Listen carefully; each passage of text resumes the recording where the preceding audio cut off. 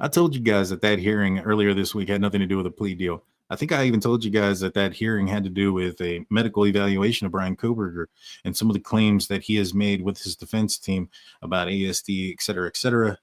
Well, there's some orders in it. There's another order referencing his family members in the courtroom. We're going to break down these orders and what they mean. And you guys know what to do. Hit the like button, hit the subscribe button, ring that notification bell. So as I mentioned, I kind of mentioned earlier this week that, what the hearing was going to be about. It wasn't going to be about a plea deal. Let's break down those orders. The first one we're going to look at is the order referencing the defendant's family members in the courtroom. Now, not too long ago, a lot of people were asking me like, hey, there's a witness list out there from the state. It is being redacted. It's sealed. Nobody can see who's on it. What do you think about it? A lot of people said it seemed shady. It seemed odd. It seemed like they were trying to hide things. And the first thing that I said was, it is in my opinion that Bryan Kohberger's family members are probably on that witness list. And I guess you can say that it does look prejudicial to have the defendant's family member on a state witness against the defendant, and there's not very much context behind it. And so I understood why it was sealed and that being the reason, and we come to find out that's the case. So this even goes on to say is that the court ordered the state to submit for an ex parte in camera review a list of the defendant's immediate family members it intends to call at trial, and the purpose of calling them, whether they can be called early in the case, and why exclusion from the courtroom prior to providing testimony is necessary. So basically, the state wanted to have the Kohberger family members who are going to be testifying to not be present until they were called.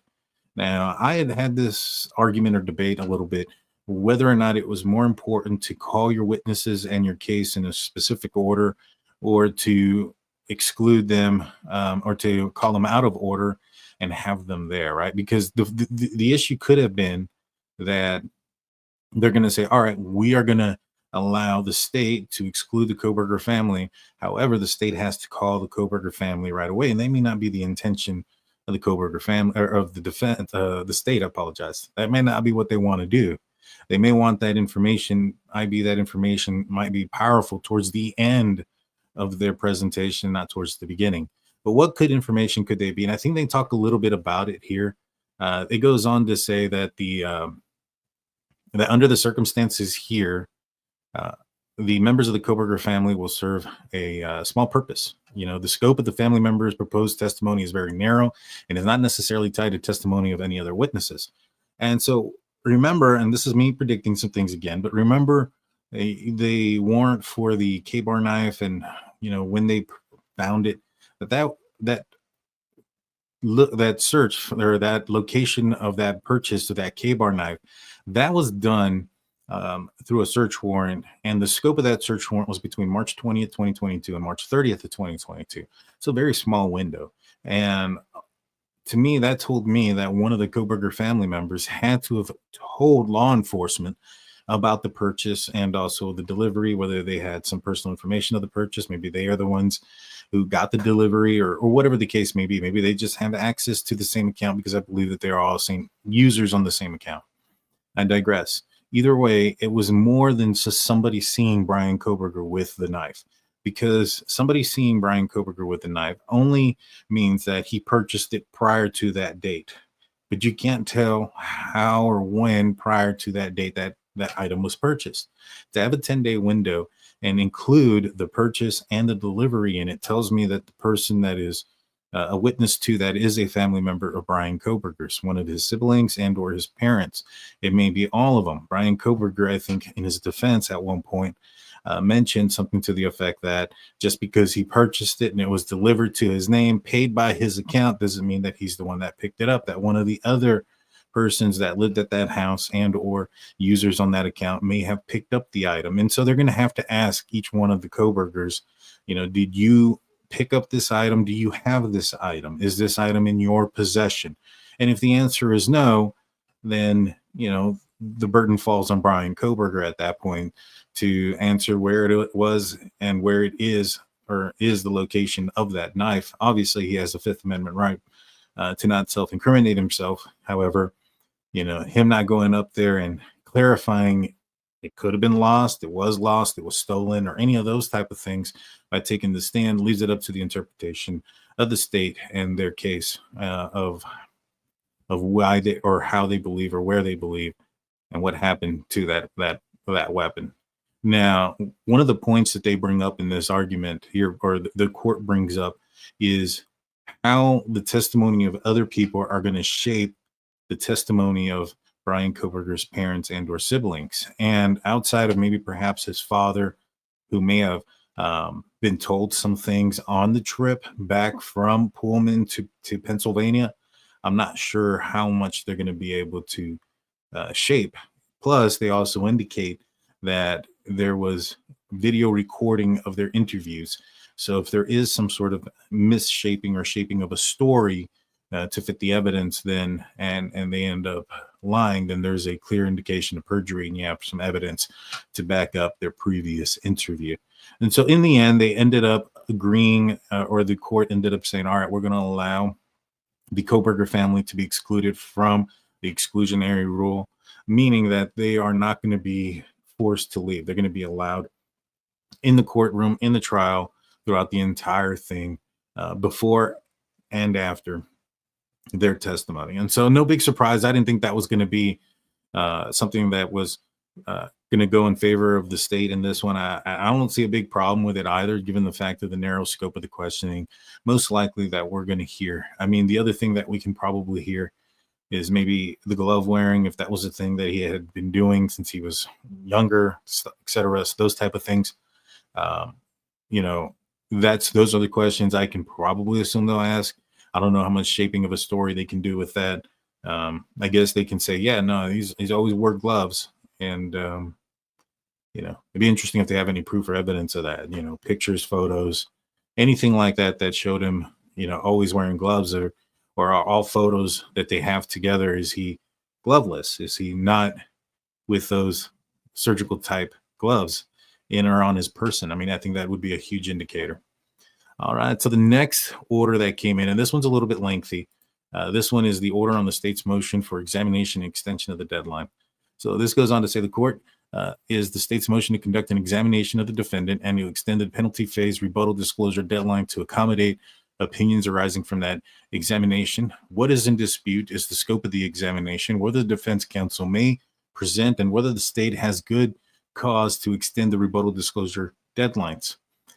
So on January 23rd, 2025, the defendant timely disclosed the guilt phase experts' opinions by two mental health professionals who examined the defendant and subsequently diagnosed him with various mental and behavioral conditions, including autism spectrum disorder, obsessive compulsive disorder, and attention deficit hyperactive disorder, ADHD. Following those disclosures, the state provisionally retained a psychologist to conduct an examination of the defendant and provide a report for the rebuttal purposes.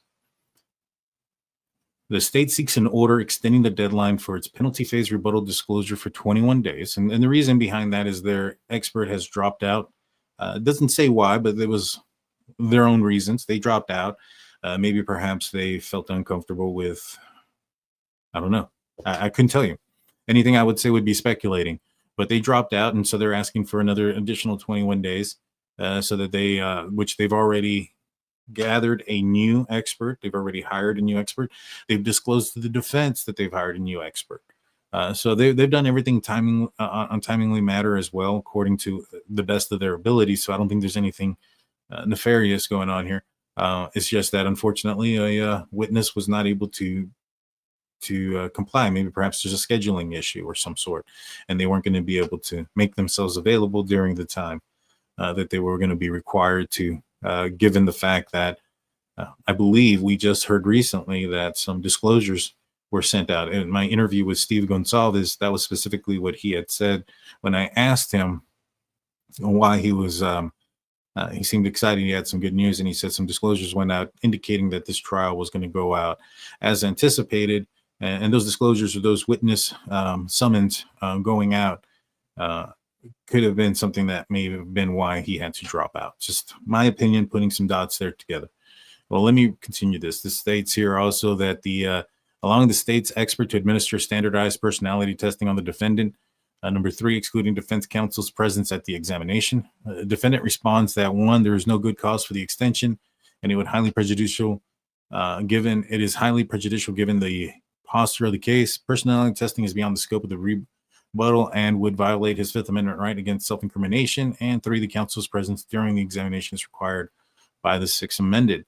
As indicated at the hearing on the motion, the court finds good cause for a short extension to the deadline. As the examination personality test will not be allowed, nor will counsel's presence in the examination room be allowed. So we already got an idea or an order here that they are going to allow a small extension. They are not going to allow the personality testing, and they are not going to allow for counsel to be present at the hearing or at the examination. So this goes on to say that the court finds good cause to shown for a limited extension of the deadline. It does believe that it should have been done weeks sooner, but the court is sympathetic to the fact that the state's mental health expert, who had been previously retained shortly after the defendant's guilt expert disclosures, decided to withdraw from the case just weeks prior to the rebuttal disclosure deadline, leaving the state to scramble to retain another expert. Based on the state's representations during this hearing, the expert's withdrawal was unforeseen by and beyond the control of the prosecution. Until redacted, and this is the doctor that they have gotten now, was retained. The state did not know his position on the 2 issues holding up the examination, i.e. personality testing in the presence of counsel. Once the state learned of his positions and confirmed the defendant's objections, it moved accordingly. Considering these circumstances, the court finds the delay to be more attributable to the prior expert's unexpected withdrawal than a lack of diligence by the state. All right. And so he goes on to say that they're not going to give him the 21 days because the 21 days would have fallen in on a holiday, which would have given him even longer time. And so it deduced it down to May 27, 2025, and that this should be ample amount of time for both the defense and the state to review things. Now, here's the kicker, right? This is the personality testing will not be allowed. Now, I'm not really a fan of this order. You know, the defense made an accusation or a claim that Bryan Kohberger suffers from these mental issues, right? And that these mental issues might be the reason why some of the reasons behind his staring or the behaviors that he had. I think specifically the defense used some of the reasons as to why it led to his termination at WSU.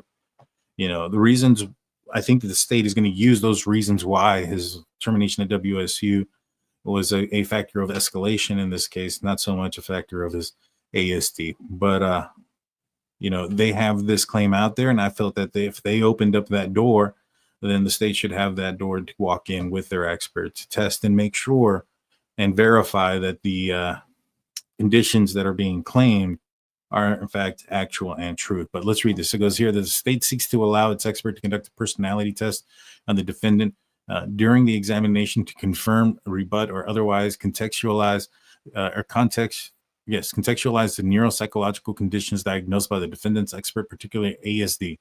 The state argues there is no basis to limit this doctor's professional judgment as to the appropriate areas of the examination, and further, the defendant has opened the door by offering testimony about his lack of personality disorder.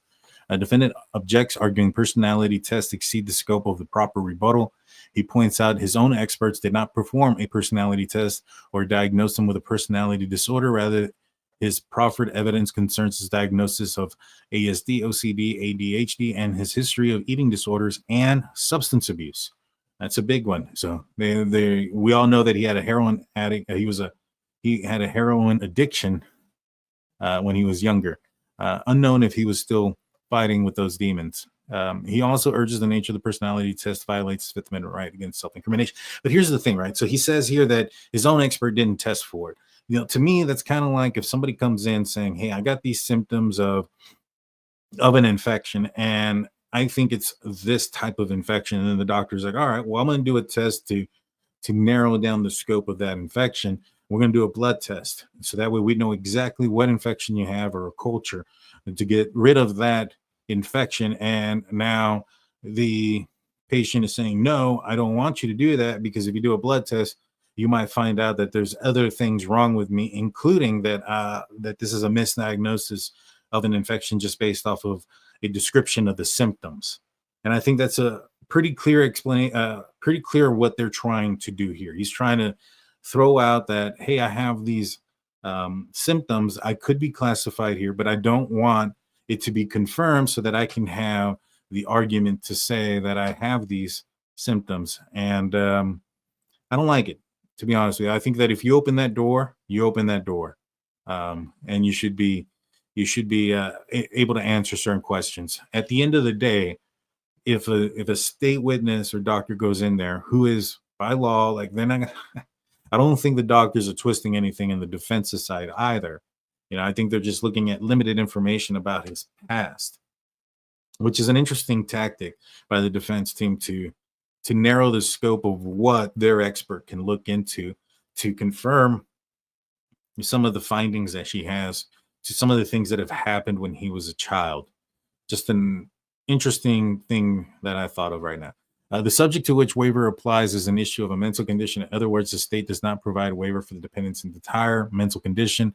And I get it. So, the court saying that they're put in a position where because Bryan Kohberger wasn't evaluated for further testing of other personality disorders, that the state is not going to be allowed to go in there and test for these things that could have other findings.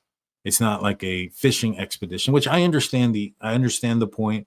I just don't agree with it. I think that if somebody comes up and says, "Hey, I have these problems that can explain some of the things you guys are claiming I'm doing," then those problems should be able to be looked at by both sides, whether it's the state or the defense. If the state finds evidence of something, I believe that the defense should have an opportunity to examine and to validate any findings in those items or in that evidence that may be found. I think it should be fair on both sides. Goes on to say, here the parties do not dispute the scope of the state's examination, but is limited to the rebut the mental condition the defendant has placed at issue. They agree the state cannot explore new diagnosis or mental conditions other than placed at issue and what they dispute. Whether personality testing should be allowed, according to the defendant, the personality testing proposed should not be allowed because of it's not aimed at revealing proper rebuttal evidence. I don't know. I just go back to my thought where they purposefully didn't allow or narrow the scope of the examination so that way he couldn't fall into these other examinations and maybe potentially true diagnoses be uncovered. The defendant notes that his proffered evidence is limited to the diagnosis of ASD, OCD, ADHD, and a history of eating disorders and substance abuse. Because he has not been diagnosed or even tested for a personality disorder, he argues testing for such is beyond the scope of rebuttal. Yeah, I understand it. I get it. I get their argument. I don't like I think it could have gone either way. I think this could have gone either way. I guess you don't win everything, right? But I think overall, in the total scope of everything, I think the state still got a pretty strong case. They just may not have won this argument. The defendant subsequently objects to 4 tests the government intended to use. Okay, so this is something else. This is referencing a case, the United States versus Taylor. And in the United States versus Taylor, the defendant subsequently objected to 4 tests the government intended to use, including personality tests, and the grounds of those tests were designed to indicate personality disorders and mental conditions, not mental conditions related to the substance abuse. Therefore, exceeded the scope of any Fifth Amendment waiver. I don't know. I don't think it's the same. I do think that the state kind of put their foot in their mouth because they did mention the states respond that it's not prohibiting the personality test as a fishing expedition. Rather, he believes the test will aim to rebut in several reasons. Broader, the testing for personality and psychological is important.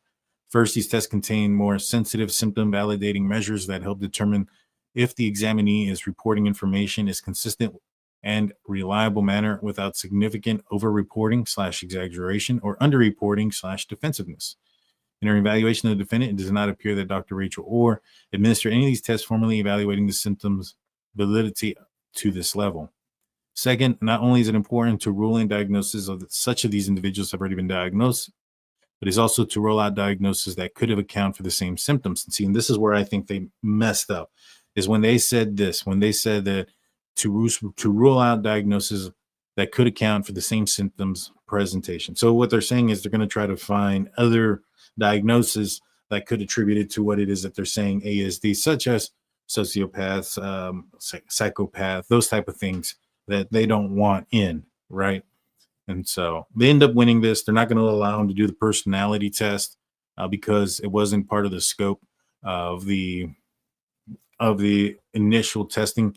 The court does go over to say, to equalize the playing field, the court will allow the defense experts to testify.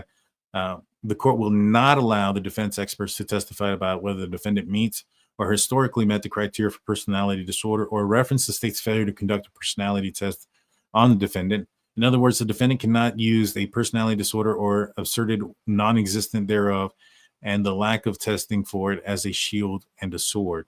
The court will not prohibit the expert from commenting on the fact that the personality testing may have aided in his evaluation, but that the testing was not performed by the defense experts nor available to him. In turn, the defendant may not assert or imply that redacted, which is the state's doctor, could have conducted a personality testing. This approach strikes balancing between insured defendants' rights. So basically saying that they're not going to allow him to say, hey, the state could have tested me for a bunch of things, but they chose not to. And so you can't, or for instance, if the state were to say, we contest the fact that he has ASD, he can't come back and say, well, did you do a personality test to confirm that he does not have ASD? Well, one wasn't allowed for them.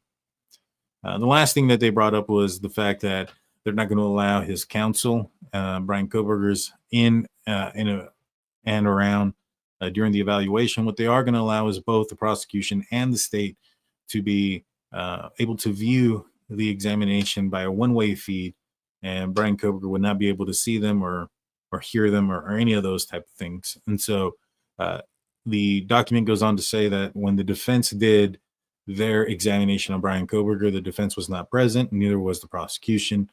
And so it's typically, in the way the law reads, is up to the person administering the evaluation. And now that they have somebody that they can administer it, they don't want anybody else present. They feel that that could have an effect on the test itself. And so it's just going to be Bryan Kohberger and the doctor, and I'm sure probably somebody for the doctor's safety in that room. And so that's it. No plea deal, none of that stuff. In the end, the Bryan Kohberger's family members are going to be able to sit in. They're not going to be able to. The state's not going to be able to do any personality testing, but they are going to be able to sit down and talk with Bryan Kohberger. So we'll see. We'll see what happens. Let me know in the comment section, guys, what you guys think about the rulings in these cases. Hit the like button, hit the subscribe button, ring that notification bell. You guys know what to do. Until tomorrow, peace out.